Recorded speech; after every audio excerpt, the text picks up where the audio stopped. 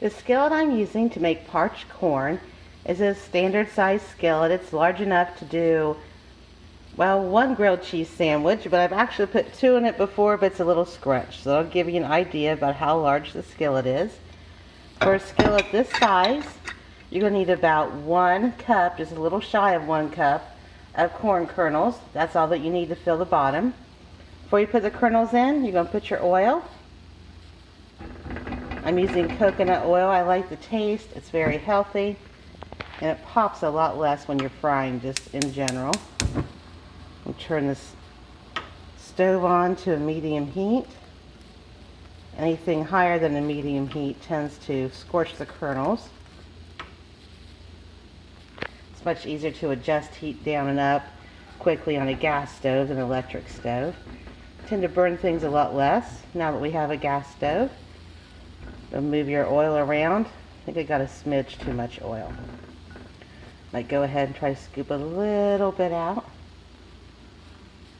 Now once your oil starts to heat up, this should only take a few seconds, even over medium heat, depending on your stove. You're going to spread your corn in. Just dump it out. Use your spoon to spread it all around. Make sure that you have an even layer. You really want every kernel touching the surface.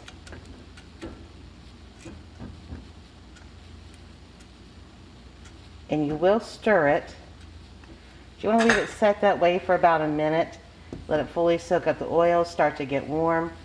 Occasionally you'll have a kernel actually pop. It'll sound and look a little bit like popcorn, but it just won't have that big fluffy edge that makes you want to douse it with salt and butter and eat it. But you can hear that the grease is starting to go. I'm going to stir it a little bit.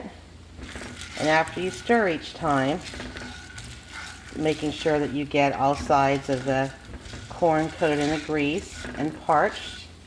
You want to spread it back out in your skillet so that once again you have a single layer and all parts of the kernel, all parts of the corn are touching the heat source.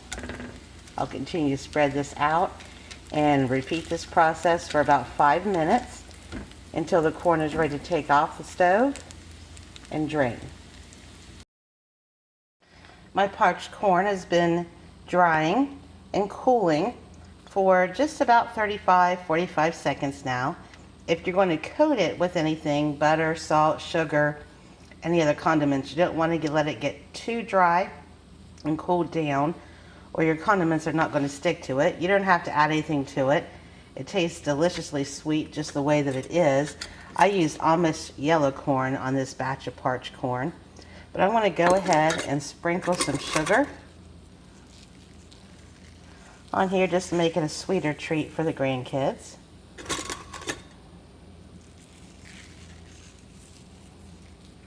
And then I'm going to go ahead and sprinkle a little bit of cinnamon. Oh, I had a little bit too much sugar. I'm just going to stir that around, which is fine. You sprinkle on top, you can stir around, you can scoop off. I forgot the cardinal rule of you can always add more but not take away, at least not easily. But they're not spending the night here tonight. They're going home to their parents. They can have just as much sugar as they want. Here's a little piece that actually did pop. It resembles popcorn, and it probably wouldn't taste bad to eat it all, but it's not really fluffy, crunchy popcorn. That smells like popcorn in my house right now. This really is delicious. When you coat your parched corn on the top with anything you want, preferably a little less sugar than what I just put in it. But as you can see, the kernels get a bit darker as they get parched. Some aren't as dark as others. That happens just like if you're making popcorn. Some don't get as fluffy and big as others. You can just stir it around a little bit. You can go sweet with this. You can go salty. You can add some cheddar cheese powder. Depends on what you have. And of course, if you're making this now for a fun treat, you're making use of what you had out of your garden. If you are making it to store ahead for a long-term disaster, if you are making this post shit hits the fan event and you might not have as many seasonings left, which is fine. This will be a nice tasty treat without anything really added to it. It just needs to cool for maybe 5 minutes. Be cool enough to the touch. It tastes good hot. You just, of course, don't want to scorch your mouth when you eat it. If you put this in a mason jar and vacuum seal it, or a vacuum sealed pouch, or really any jar with an airtight lid, it should keep for months.